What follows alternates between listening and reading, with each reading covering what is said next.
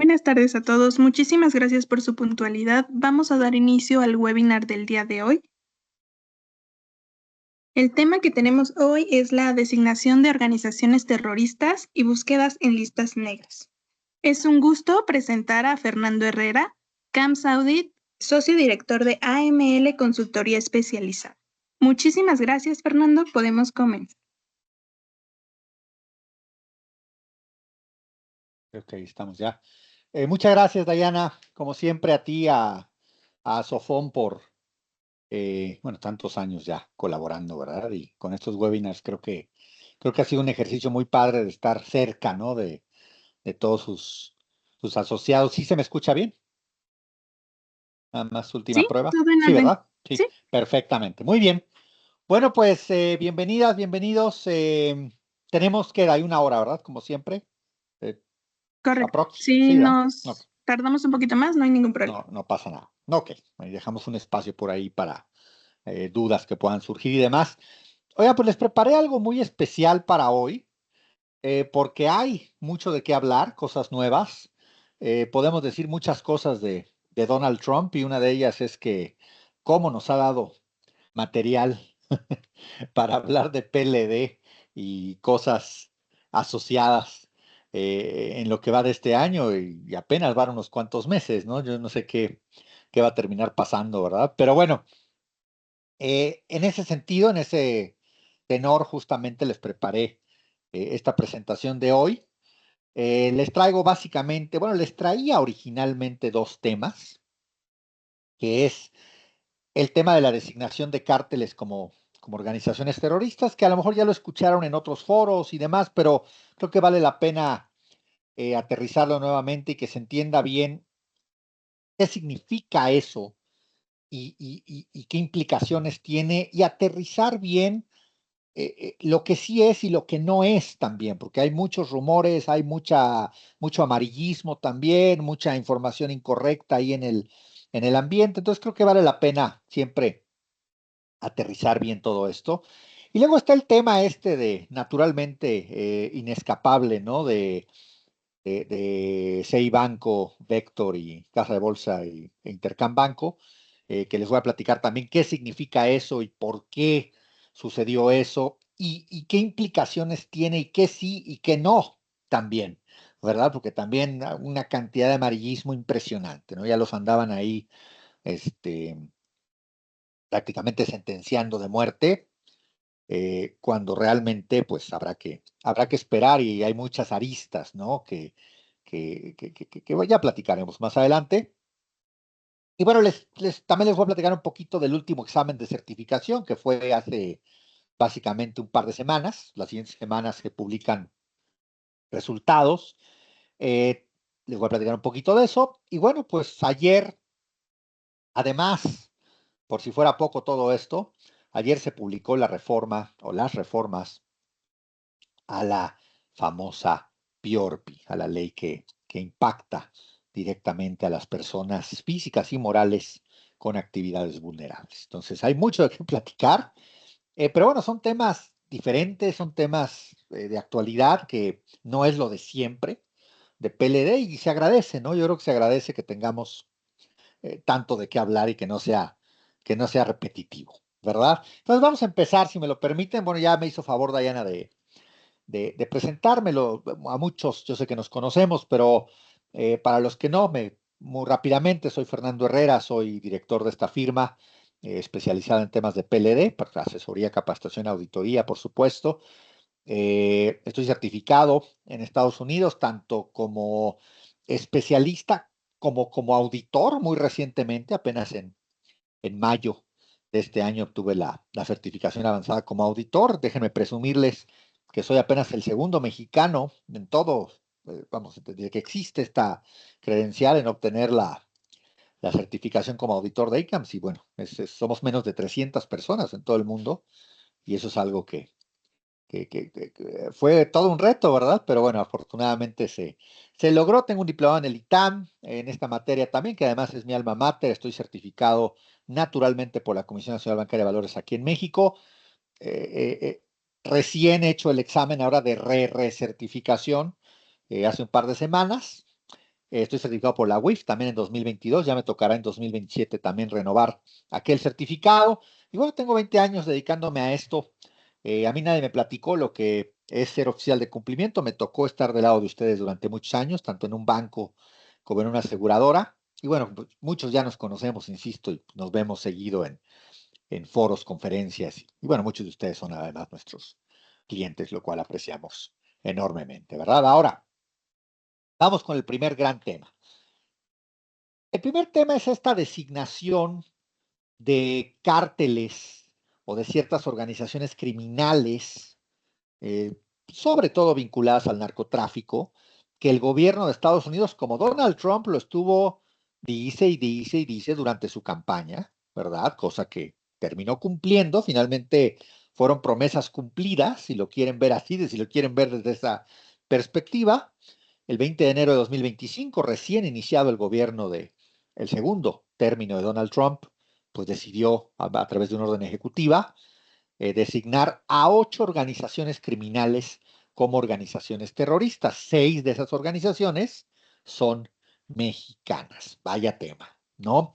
Ahora, ¿qué significa eso? Y eso es donde a veces no, como que no está quedando muy claro qué significa esto.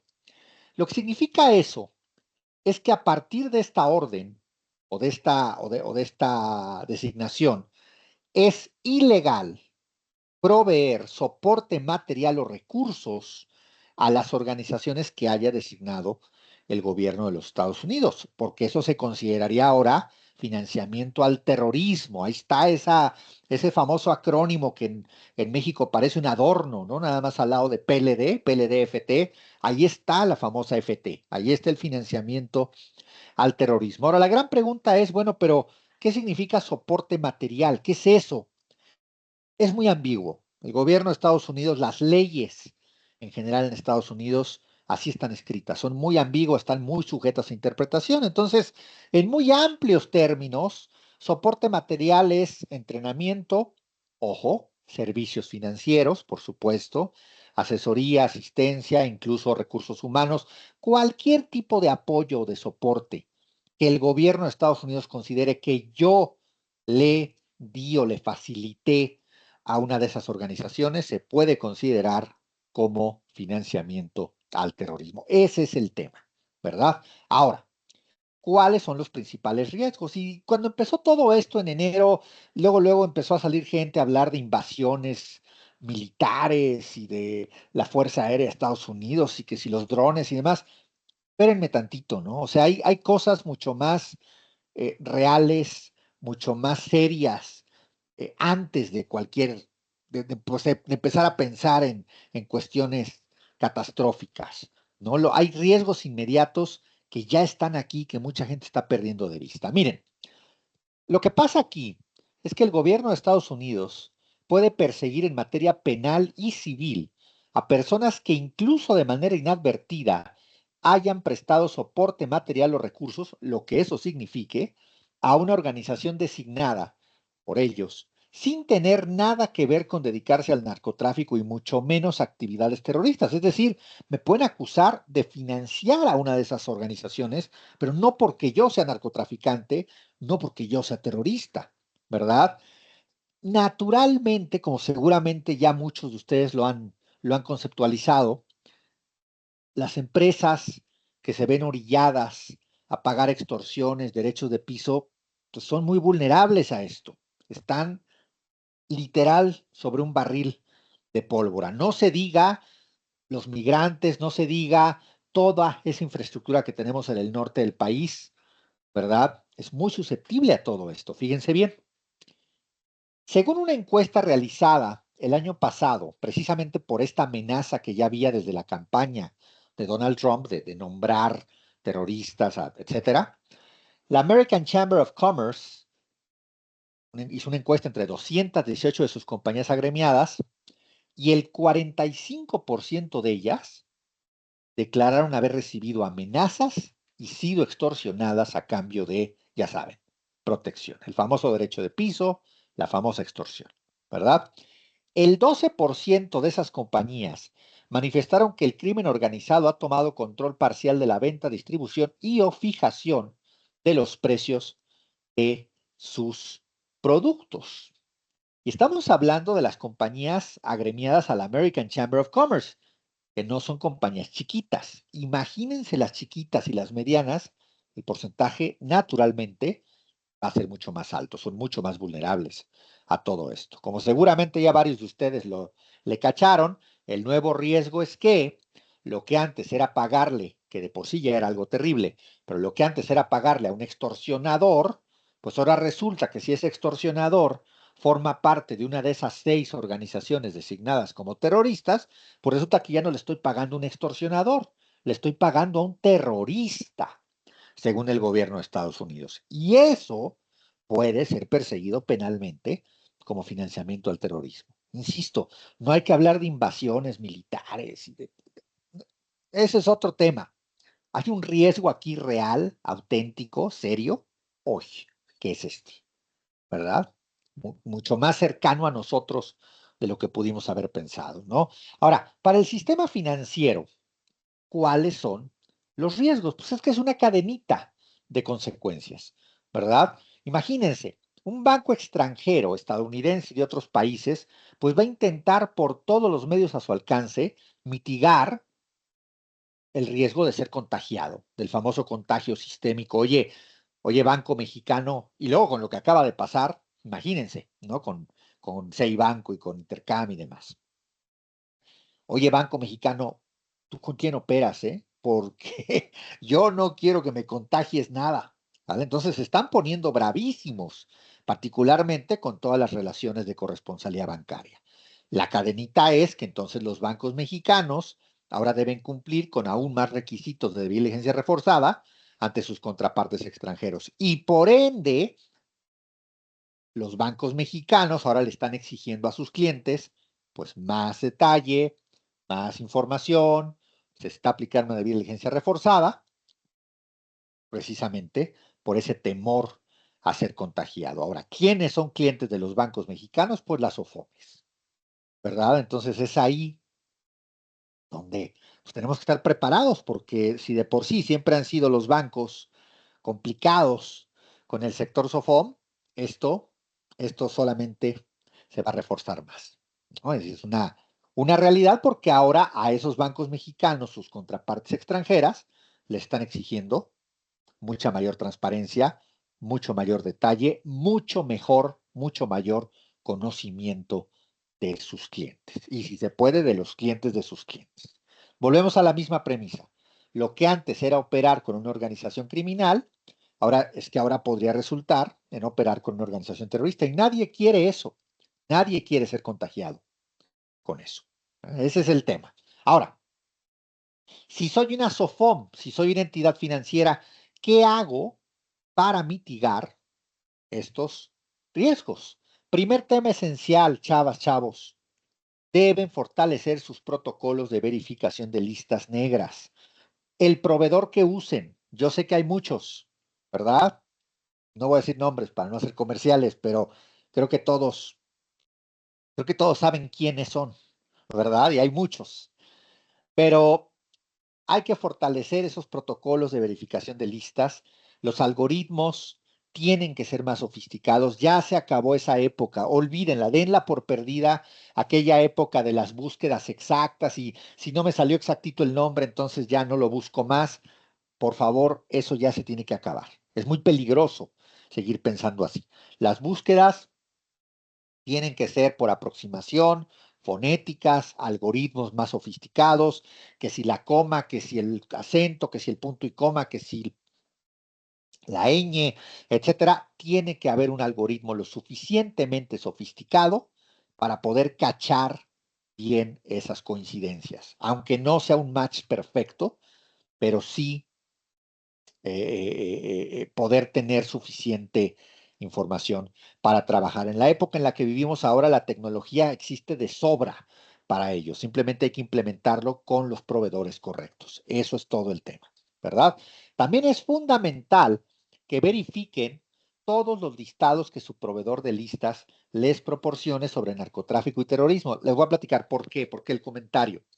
Recuerden que por disposición oficial, realmente solo existen 4 listas obligatorias. Si yo me voy a las disposiciones, en el caso de Sofomes, que son ustedes, si yo me voy a las disposiciones del artículo 95 bis de la LEJUAC, yo lo que voy a encontrar es que solo hay 4 listas explícitamente obligatorias, que son la de personas bloqueadas, la de personas políticamente expuestas, la de REFIPRES, regímenes fiscales preferentes, y las del GAFI. Sin embargo, si ustedes contratan el servicio de listas con un proveedor, usualmente no les dan 4 listas. Bueno, de hecho nunca les dan 4, les dan como 40, ¿verdad? Son listas adicionales que los proveedores les ofrecen a ustedes. Aquí el mensaje es, úsenlas a su favor. No se enfoquen solamente en las 4 obligatorias o en las famosas. Enfóquense, además de eso, en las que tengan que ver con narcotráfico, en las que tengan que ver con terrorismo, porque ese es el riesgo ahorita, ese es el tema ahorita. Entonces, además del enfoque que ya de por sí tienen, agréguenle ese enfoque adicional ahora. Muy importante, ¿verdad? Actualicen su EBR y su matriz de riesgo cliente, así como le han hecho los bancos durante tantos años. Definan con quién, cuándo, cómo y dónde operar. Y lo más importante, recuerden, con quién no operar. Ya también llegamos a ese momento en el que, pues sí, no seremos bancos y lo que quieran, pero ya también nos va a tocar definir y decidir con claridad con quién no estamos dispuestos a operar, quién me supone un riesgo que simplemente no estoy dispuesto a tolerar o a asumir, porque sé las consecuencias que puede tener, ¿verdad? Con todo esto que hay en el aire ahora y bueno, pues miren lo que está pasando, ¿verdad? Dentro de lo razonable y sus posibilidades, indaguen aún más sobre el origen y destino de los recursos de sus clientes y naturalmente de sus propietarios reales, sobre todo si ustedes operan con personas morales, con fideicomisos, ahí hay que tener mucho cuidado con el tema de los propietarios reales, ¿verdad? Entonces ahí está. Hay que fortalecer todo el tema de conocimiento del cliente, sí, pero eso pasa fundamental y esencialmente por la búsqueda, por la consulta en listas, ¿sale? Y chavos, permítanme el tip. Lo más que puedan darle de cobertura, lo más que puedan ampliar las búsquedas en listas, mejor. ¿A qué me refiero? No solo busquen clientes, busquen, obvio, propietarios reales, sí, pero busquen todas las figuras de las que tengan información, busquen accionistas, busquen representantes, busquen apoderados, busquen proveedores, busquen, me explico, busquen agentes, bueno, ustedes no son transmisores de dinero, ¿verdad? Pero busquen, si están tercerizando algún proceso, búsquenlos también ahí. Utilicen a su favor esas, esas herramientas. Ahora es más importante que nunca tener más información de todas las partes que intervienen en las diferentes operaciones, eh, eh, mucho más que antes. Esa es la realidad, ¿verdad? Entonces, con eso hay que tener mucho cuidado. Ahora, el otro tema, e insisto, era inevitable hablar de él hoy, era inescapable, y creo que es importante, es el primer foro, de hecho, en el que voy a hablar de esto, eh, seguramente lo empezaré a hablar mucho más a partir de hoy, ¿verdad? Pero también es muy importante aclarar ciertas cosas respecto a lo que pasó naturalmente con Vector, Banco e Intercam. Primero, primero lo primero. ¿Quién restringió a esas entidades mexicanas? El FinCEN. ¿Y qué rayos es el FinCEN? ¿Verdad? El FinCEN no es otra cosa, ahora ya está volviendo famoso, ¿verdad? Pero para los que no sabían antes, el FinCEN es la WIF de Estados Unidos, ni más ni menos, ¿sale? Se estableció en 1990 como parte del Departamento del Tesoro de los Estados Unidos, es la WIF, básicamente, así como nosotros tenemos nuestra WIF en Hacienda, que va a Egmont y demás. Bueno, Estados Unidos tiene su WIF, se llama FinCEN, también está en Egmont y listo, ¿verdad? Tiene más de 300 empleados, incluyendo enviados de 13 agencias gubernamentales, recibe reportes de más de 260,000, bueno, 260,000 sujetos obligados financieros y no financieros, y a diferencia de la UIF de México, sí tiene facultades para sancionar. Esa es una diferencia importante. ¿Sale? En Estados Unidos sí se le dio al FinCEN, a su UIF, la posibilidad de sancionar. Y vaya que sanciona, por cierto. ¿Verdad? Aquí en México eso no se puede. La UIF no puede sancionar. Eso lo hace el supervisor, la bancaria. Ahí en Estados Unidos lo puede hacer el supervisor, lo puede hacer diferentes instancias de gobierno, pero también lo puede hacer directamente la UIF, es decir, el FinCEN. Ahora, ¿qué fue lo que pasó? Vamos a ser muy claros aquí. El 25 de junio de 2025, o sea, apenas, el FinCEN anunció 3 órdenes para restringir operaciones con 3 entidades mexicanas por, así lo dice tal cual el documento, preocupación primaria o primordial, ¿verdad?, de lavado de dinero en relación con el tráfico ilícito de opioides, fentanilo y equivalentes, ¿verdad? ¿Qué significa esto? Significa que, según la última enmienda, porque el plazo original era diferente, ahora ya el término cambió, a partir del 4 de septiembre de 2025, ninguna, y aquí quiero, perdón por la palabra en inglés, pero así la voy a usar para que se entienda, ¿verdad? Ahorita le explico qué significa. Ninguna covered institution establecida en los Estados Unidos deberá transmitir fondos hacia o desde Ceibanco, Intercambanco y Vector Casa de Bolsa. ¿Sale? Esas son las órdenes. Ahora, vámonos por orden. Fíjense, hablando de. ¿Qué es una covered institution? Según el FinCEN, es clave esta definición porque de aquí parte todo. ¿Verdad? Por eso quise traer el término original en inglés para que ustedes lo conozcan y sepan de qué se está hablando, ¿no? Cualquier persona física o moral doméstica, ya le llaman doméstico a que estén establecidos dentro de los Estados Unidos, en cualquiera de las siguientes capacidades es una covered institution. Bancos, casas de bolsa, negocios de servicios monetarios, lo que ellos llaman money services businesses, que básicamente es una mezcla entre lo que en México conocemos como transmisores de dinero y centros cambiarios. Es algo muy parecido. Telégrafos, casinos, clubes de juegos de cartas, también tipo casinos y apuestas y demás, y cualquier persona, cualquier empresa, sujeta a supervisión estatal o federal por parte de las autoridades de supervisión bancaria de los Estados Unidos. Eso es lo que ellos llaman una covered institution. ¿Por qué es importantísimo conocer este término? Porque ellos son a los que les aplica esta restricción.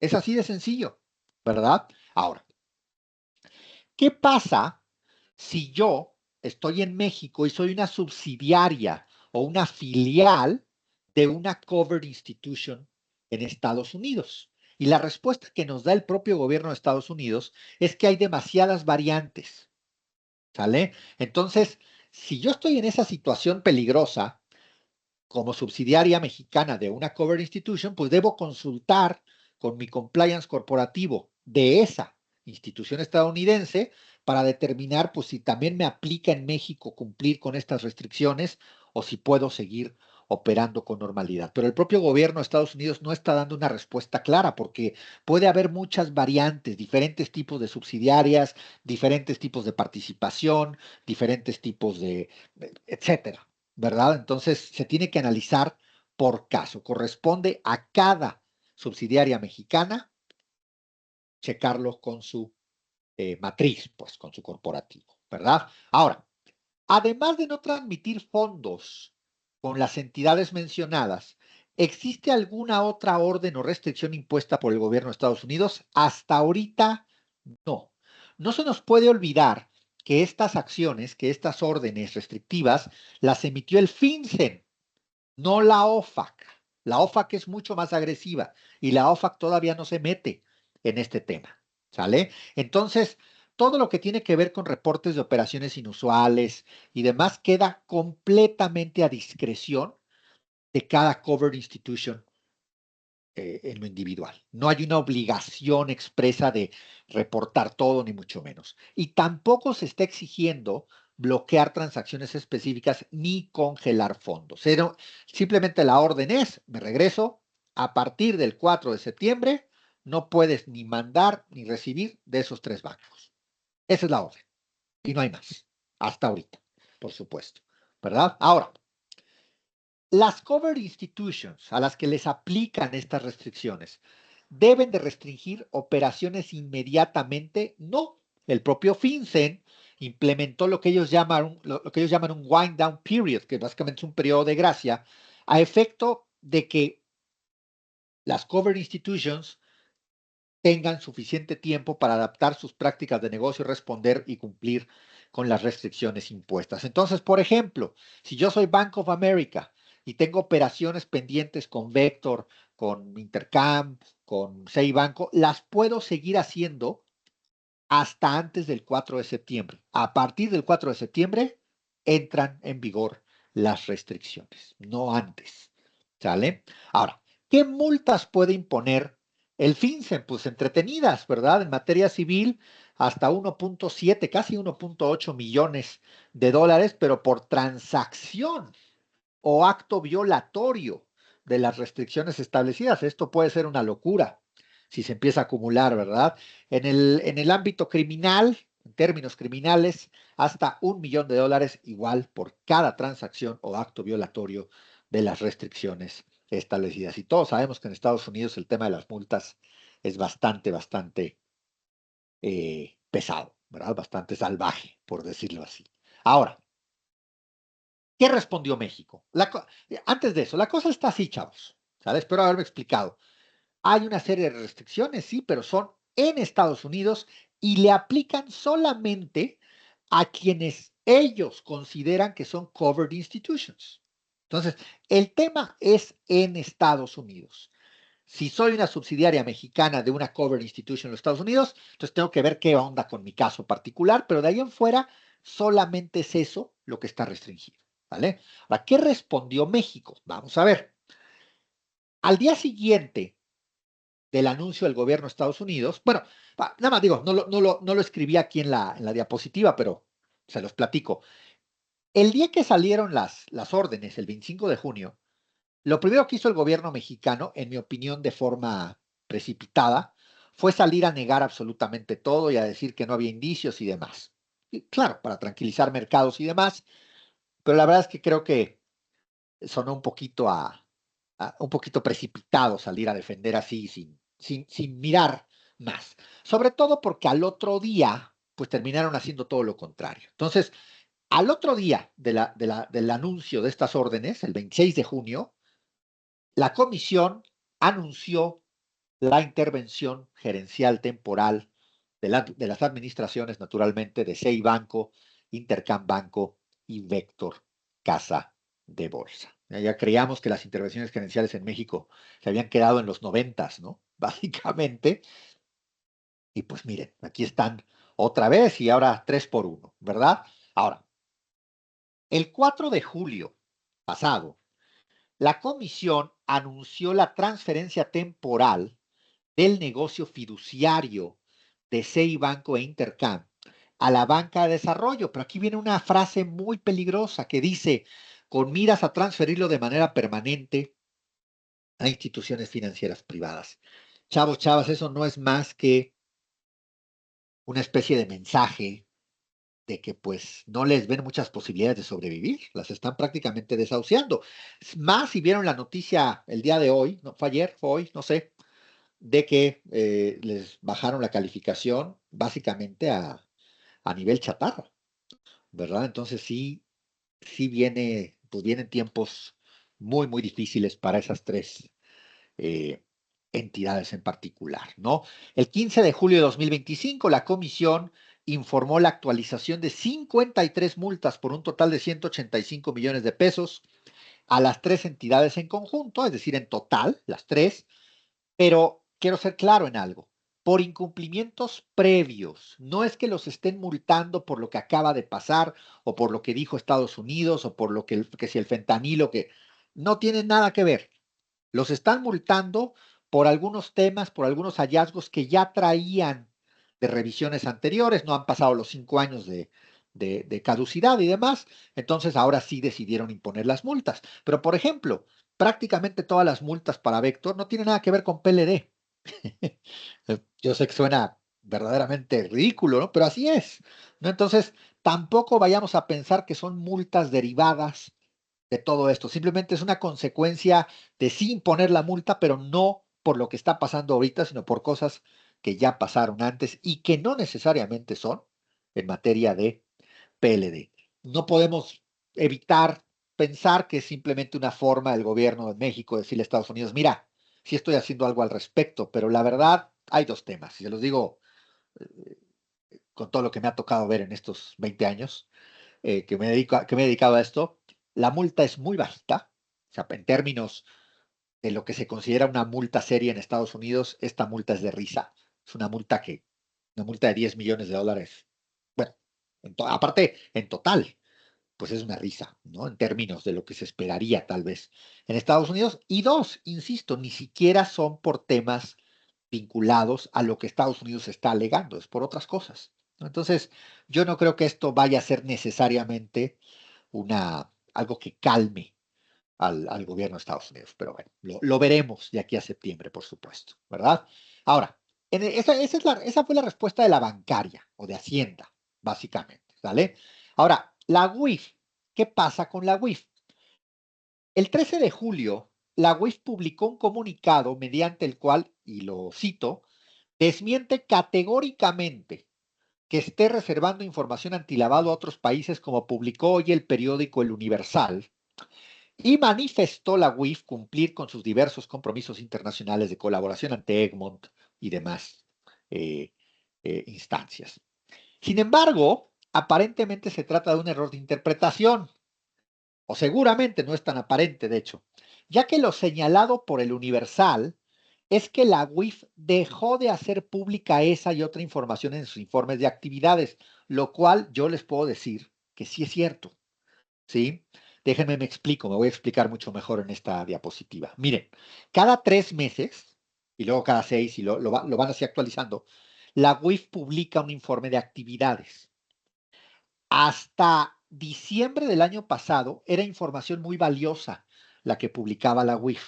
Publicaba cuántas personas bloqueadas, cuántas desbloqueadas, cuántos intercambios de información y con qué países, estadísticas de reportes, estadísticas de montos bloqueados, de personas bloqueadas, de denuncias. Bueno, hubo una época en que la UIF incluso nos decía cuáles eran los delitos precedentes que habían provocado las denuncias en materia de lavado de dinero, cuántos sujetos denunciados, cuántas sentencias, información valiosísima para los que nos dedicamos a esto.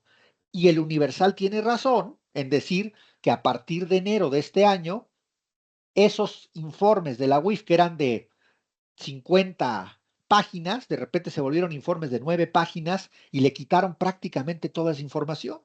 Y ahora la UIF solo nos da unas estadísticas generales de reportes y no más. Ya no nos habla de personas bloqueadas, ya no nos habla de intercambios de información ni con qué países. Lo que dijo el Universal no fue mentira. Claro, se malinterpretó, ¿verdad?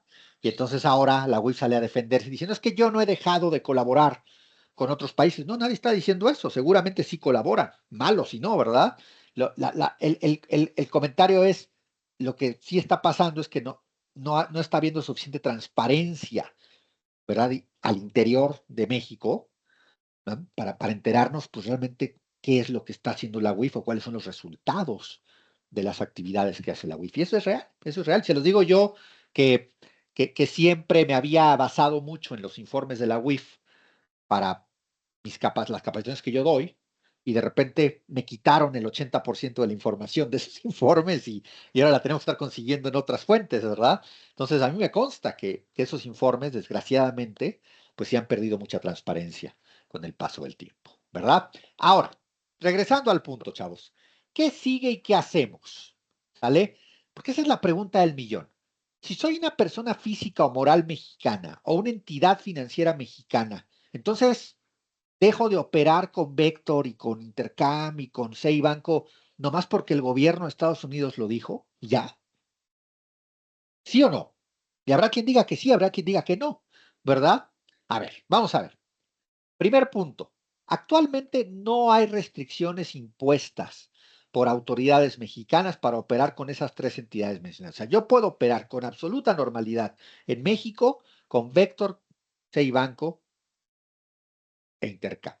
¿Vale? Ahora, obvio, siempre y cuando yo no vaya a ser una covered institution, según las definiciones del gobierno de Estados Unidos. No vaya yo a ser precisamente una subsidiaria, una filial de una entidad americana o estadounidense, y por supuesto que ahí sí es diferente el caso. Pero si no es mi caso, yo no tengo restricciones.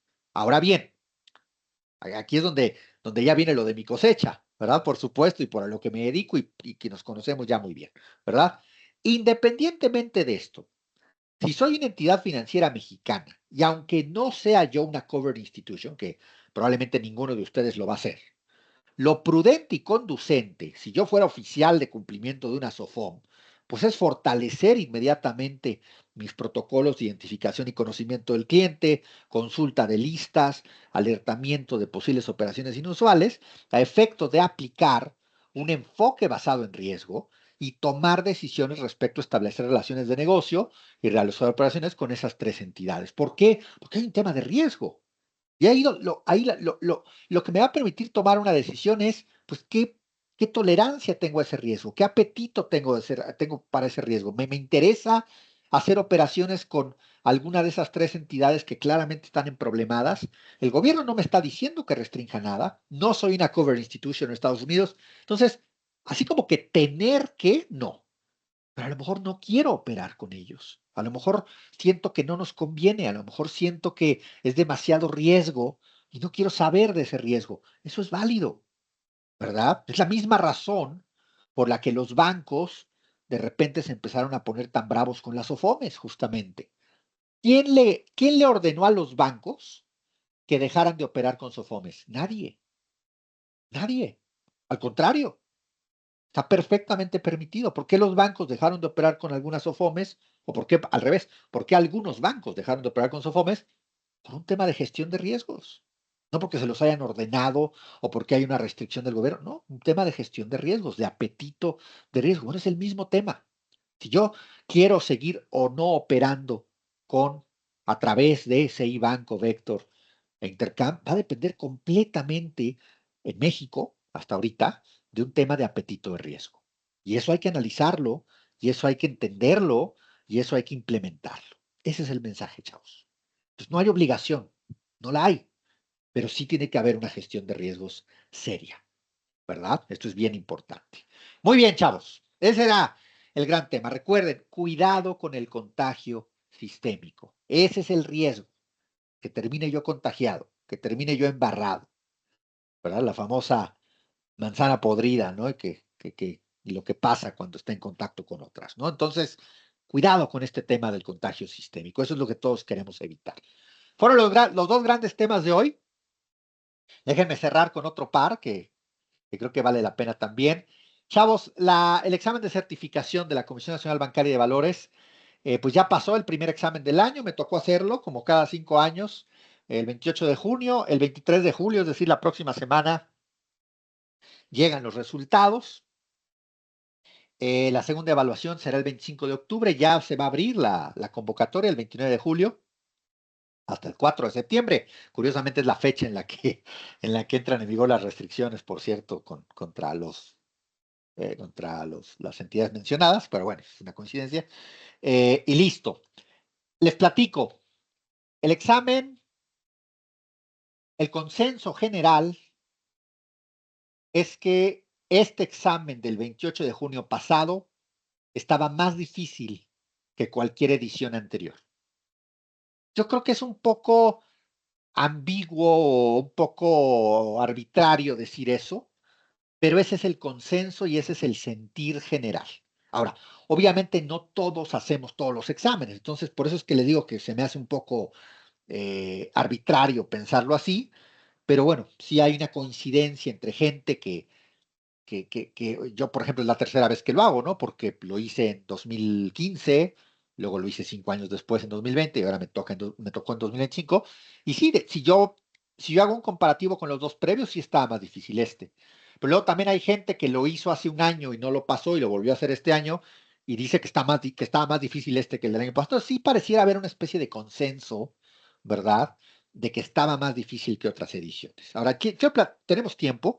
Déjenme platicarles un poquito de por qué esto, sobre todo en beneficio de aquellos de ustedes que a lo mejor lo van a presentar ahora en octubre, y creo que esta información les puede ser muy valiosa. Miren, yo, en mi sentir, mi opinión, es que las 3/4 partes del examen siguen siendo las que ya conocemos.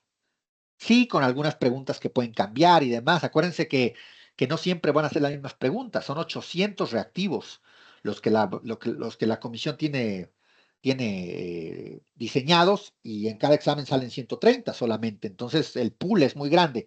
Pero yo les podría decir que el 75% del examen está dentro de lo esperado. Siempre ha estado difícil, siempre ha estado confuso, siempre ha estado capcioso, siempre nos hace enojar y nos hace sentir como que con mal sabor de boca y demás, pero ya sabemos cómo es y yo les diría que el 75% del examen sigue siendo así, ¿sale?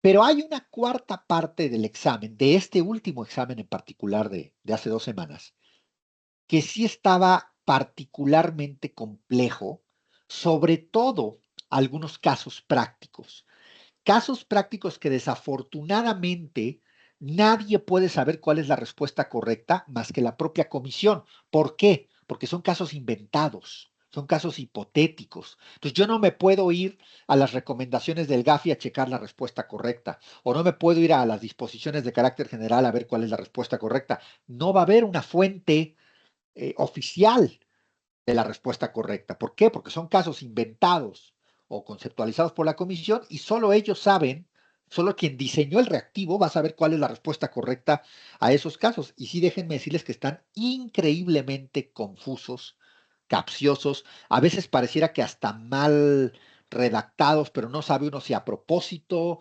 o es simplemente un truco. Esa parte es creo que la más compleja del examen. Entonces ahí el único comentario es que hay que prepararse mejor que nunca, hay que tener todos los elementos necesarios para que incluso con ese tipo de reactivos tan complejos, con esas preguntas tan capciosas, pues uno tenga suficientes elementos para ¿cuál será la palabra más correcta? Para, eh,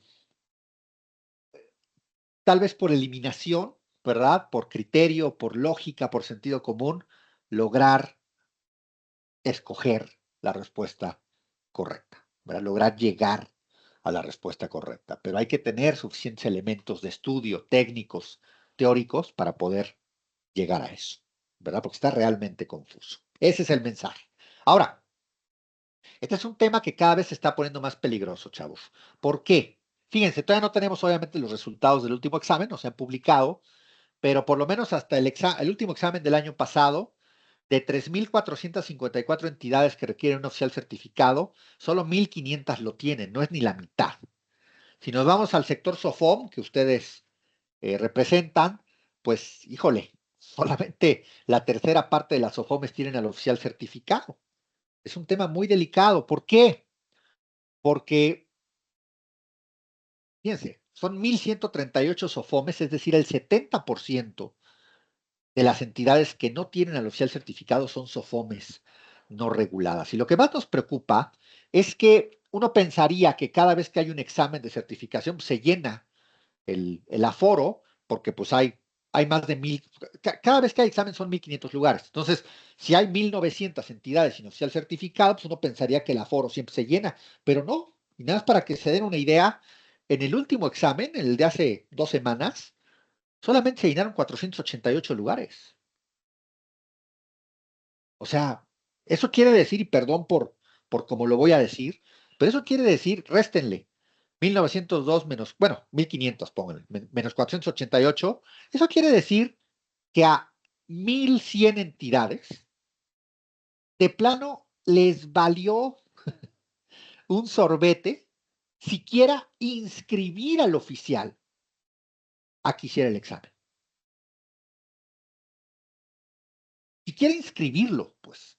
Ahora, puedo entenderlo. La bancaria, no la bancaria, la UBA, las autoridades no han cambiado la regulación para SOFOMES, entonces no puede haber multas por no tener al oficial certificado. Entonces, al no haber consecuencias, pues pasan los años, ya pasaron 10 años, y la gente dice, oye, perdón, pero yo tengo prioridades, hay un tema ahí de refinanciamiento, de cobranza, de fondeo, son cosas que me importan más, perdón, pero esas son mis prioridades. Lo puedo entender, eso es lo que ha pasado realmente. No ha habido consecuencias, pues la gente se acostumbra y la gente voltea la vista hacia otro lado. Pero hay que poner las barbas a remojar. Recuerden que a los centros cambiarios, a los transmisores de dinero y a las fintech, de buenas a primeras un día les dijeron, ¿sabes qué? Si no tienes al oficial certificado, no te renuevo el registro. ¿Qué está esperando el sector Sofón? Que les digan lo mismo. Imagínense el problemón en el que estarían metidas estas 1,138 Sofomes. De un día para otro, ¿eh? Entonces, no hay que esperar a que suceda eso. No, no, esa historia, esa película ya la vimos.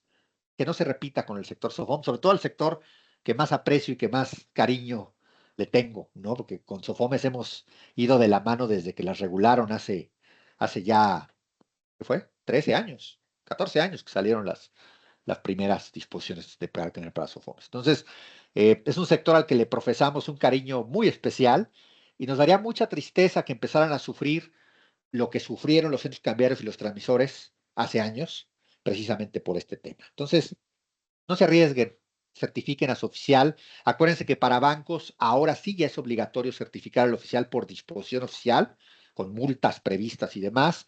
Entonces, tarde o temprano esto se va a hacer extensivo a los demás sectores. No se esperen al último momento. Tomen cartas en el asunto, ¿verdad? En este sentido, como siempre, ya saben que está nuestro curso de certificación o de recertificación. Empezamos en agosto, por cierto, con la sesión de introducción. El curso ya grande es en septiembre y luego en octubre es la sesión de repaso, unos días antes del examen. Son 50 horas prácticamente de preparación. Ha resultado bastante efectiva, afortunadamente. Entonces son más que bienvenidos si están en esa situación próxima del examen, ¿verdad? Pero si todo esto, por si todo esto fuera poco, porque ya les hablé mucho, pues resulta que ayer se publicó la reforma de la PIORPI, ¿verdad? ¿Qué significa esto? Vamos a ver. Después de 7 años de iniciativas, negociaciones, foros, rumores, dimes, diretes, de todo hubo, peleas y discusiones y consultas públicas y demás, por fin ayer se publicó la tan esperada reforma a la PIORPI. Ya sabíamos que iba a pasar este año. ¿Por qué? Porque en febrero del año que entra viene el GAFI a revisar a México, a evaluar a México. Y la única recomendación del GAFI que apareció como no cumplida en la última revisión del GAFI a México fue justo la de actividades vulnerables y su regulación. Entonces, era, era obvio que se iba a publicar este año a más tardar, precisamente para poderle decir al GAFI, mira, ya hice algo al respecto. Entonces, no teníamos duda de que iba a ser este año, pero bueno, ya fue publicada ayer. Ese es el mensaje, ¿verdad?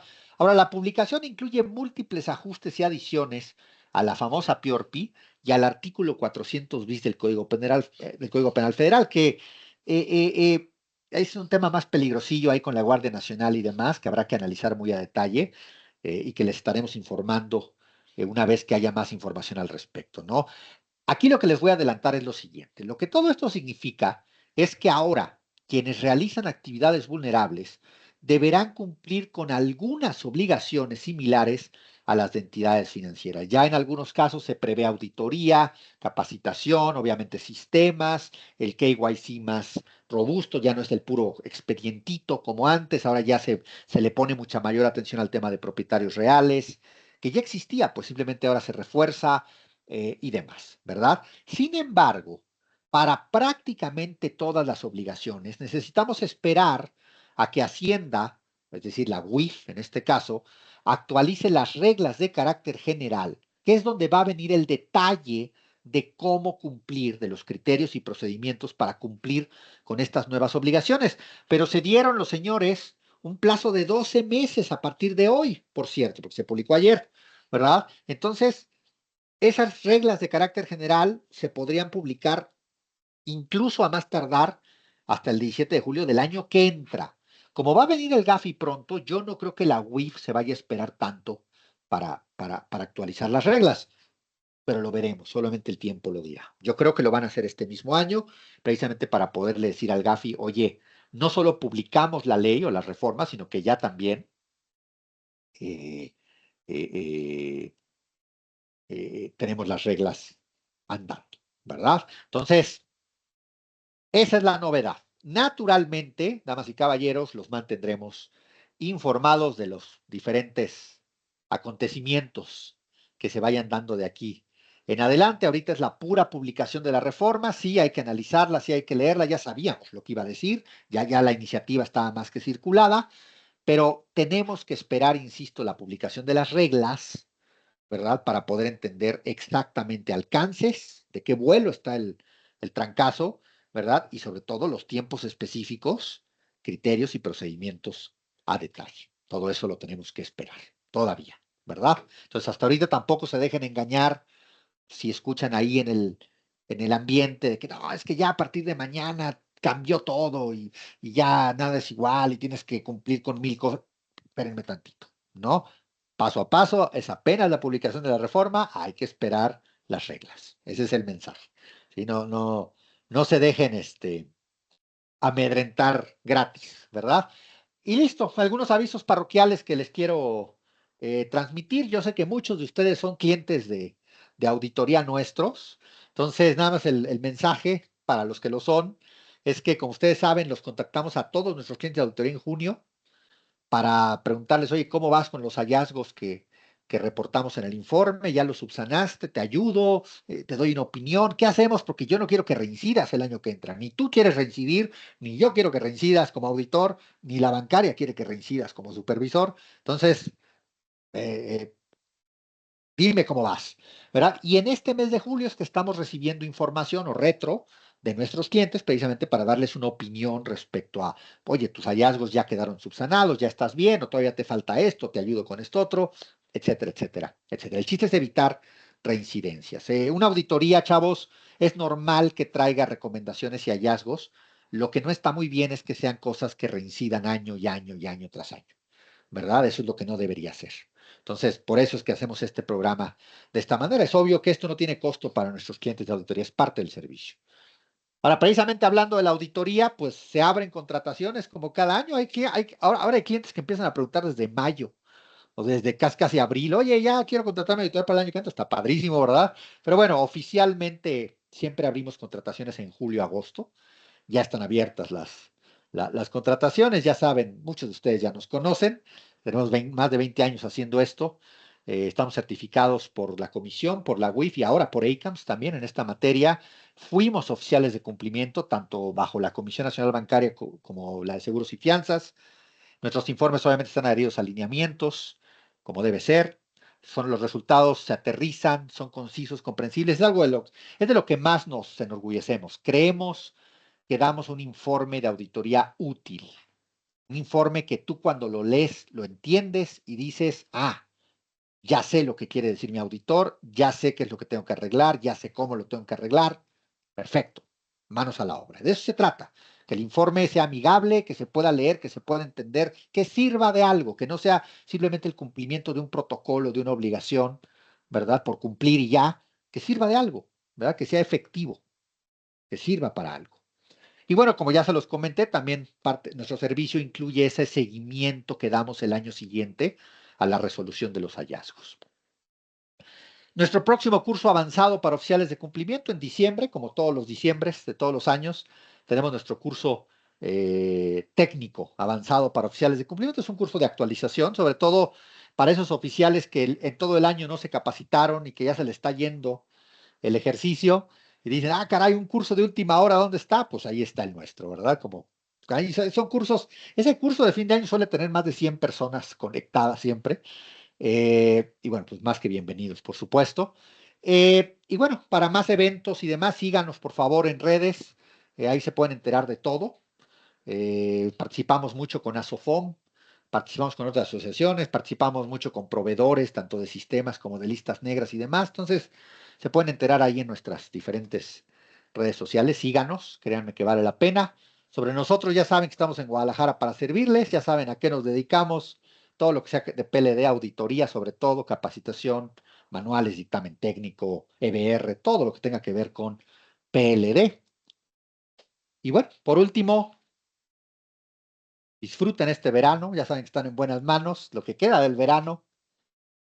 Muchas gracias, mucho éxito a todas y a todos. Yo espero que les haya sido interesante la información, muy diferente a las de otras ocasiones, ¿no? Insisto, Trump nos está dando mucho de qué hablar, no sabemos si agradecérselo o no, pero, pero es un hecho que hay mucho movimiento este año en temas de PLD. Muchas gracias a todos y a todas. Muchísimas gracias, Fer. Creo que Al tenemos contrario. dos preguntitas aquí en el chat. Claro. Aquí Areli pregunta, ¿es cierto que en los cambios que indica que si te equivocas en la identificación de un cliente es un delito y es castigado con cárcel? Déjame ver. Es cierto que en los cambios indica que si te equivocas es un delito y es castigado con cárcel. Me imagino que Areli se refiere a los cambios en el tema del Código Penal y en la PIORPI y demás. Ese es precisamente uno de los riesgos, no tal cual así, eso suena un poco tal vez estricto verlo de esa forma, pero sí hay una serie de temas, sobre todo que involucran a la Guardia Nacional y que pareciera que dan a entender que ahora tú tienes que probar tu inocencia, en lugar de que te comprueben tu culpabilidad, que sí mal interpretados pueden resultar muy peligrosos. Tenemos que esperar la regulación secundaria y las reglas claras para ello, pero sí, como está redactado un poco de origen, puede ser mal interpretado. Entonces falta todavía claridad por parte de la autoridad. No es tal cual así ya de a rajatabla, Arely, pero sí es algo que no está gustando y que se tiene que esperar a que se aclare un poco mejor en las siguientes publicaciones, ¿verdad? Ahí está. ¿Quieres que yo los vaya leyendo, mi querida Dayana? Sí, si gustas, Sí, adelante. con gusto, claro. Dice, alguien puso, ¿qué onda, Ana? ¿Cómo estás? Espero que los haya memorizado para que nos platiques en mi curso de certificación. Memorizado los reactivos de la. Está difícil memorizar esos reactivos de la bancaria que están súper maquiavélicos, pero sí, por supuesto que cada vez y sobre todo cuando a mí me toca hacer el examen directamente, por supuesto que se refuerza mucho el material de estudio, ¿no? Hacemos cambios ahí que reflejan lo que me tocó ver a mí personalmente en el último examen, además de toda la retro que siempre recibimos de nuestros clientazos, ¿verdad? Dice Patti, qué gusto leerte y saludarte. Con este tipo de exámenes menos gente va a pasar. Yo sé.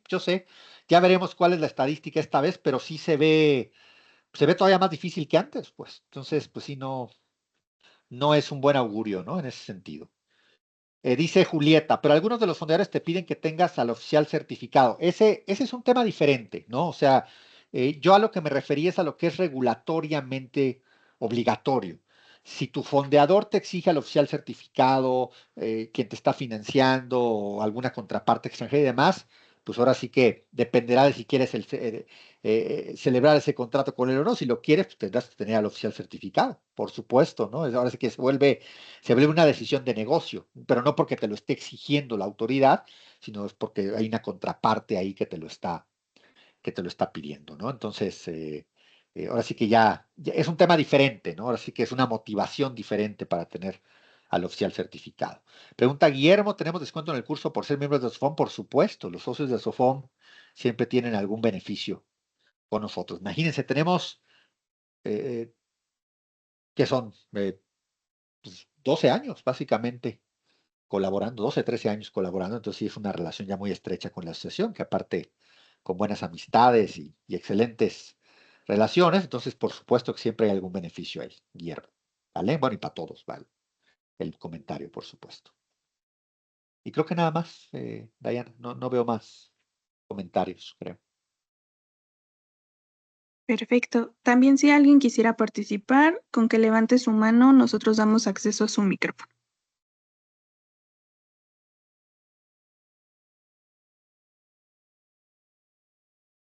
Creo que no. Es que los dejaste pensando, Fer. Se quedaron, espero, a lo mejor, ¿verdad? Se quedaron Sí, preocupadillos. No se preocupen, chavos. Hay que ocuparse, no preocuparse. Ese es el tema, ¿verdad? Pero bueno, pues creo que no hay más, Dai. pues muchísimas gracias, Fer. Gracias a AML por Contrario. traernos este tema y todos los demás que todavía faltan, que nos sigan capacitando. Muchísimas gracias a todos nuestros asistentes y esperamos verlos en el siguiente webinar. Que tengan una excelente tarde. Igualmente, ustedes, gracias. Adiós. Gracias.